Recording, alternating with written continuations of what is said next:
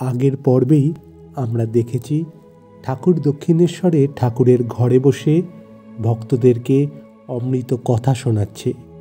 ওই দিনই অর্থাৎ 1882 সালের 14ই ডিসেম্বর বৃহস্পতিবার হঠাৎ ঠাকুরের ঘরে উপস্থিত বিজয়কৃষ্ণ গোস্বামী ঠাকুরকে জিজ্ঞাসা করে বসলেন, মহাশয়, ব্রাহ্ম সমাজে যে উপদেশাদি হয় তাতে কি লোকের পরিত্রাণ হয় না?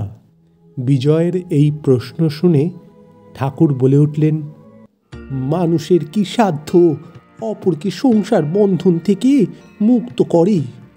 যার এই ভুবন মোহিনী মায়া, তিনি তো সেই মায়া থেকে মুক্ত করতে পারেন গো। সচ্চিদানন্দ গুরু বই আর গতি নেই।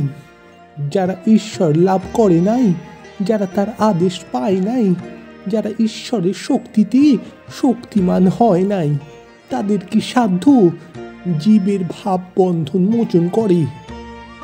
যদি সদ্গুরু হয় তাহলে জীবের অহংকার 3 ডাকে ঘোচে। গুরু কাঁচা হলে গুরুরও যন্ত্রণা, শিষ্যেরও যন্ত্রণা। শিষ্যের অহংকার আর ঘুচে না, সংসার বন্ধন আর কাটে না গো। কাঁচা গুরুর পাল্লায় পড়লে শিষ্য মুক্ত হয় না।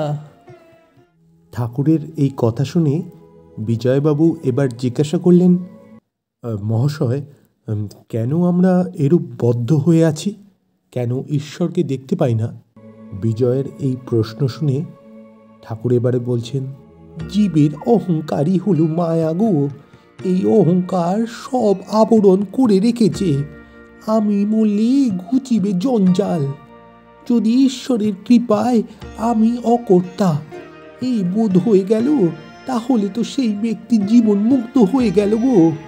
তার আর কোনো ভয় নাই। এই কথা বলে ঠাকুর এবার নিজস্ব ভঙ্গিমায় একটি উদাহরণ টেনে এনে মায়া বা অহংয়ের বিষয়টিকে আরও পরিষ্কার করে বুঝিয়ে দিচ্ছেন। ঠাকুর বলছেন, এই মায়া বা অহং অনেকটা মেঘের মতন। সামান্য মেঘের জন্য সূর্যকে দেখা যায় না গো। মেঘ সরে গেলেই সূর্যকে দেখতে পাওয়া যায়।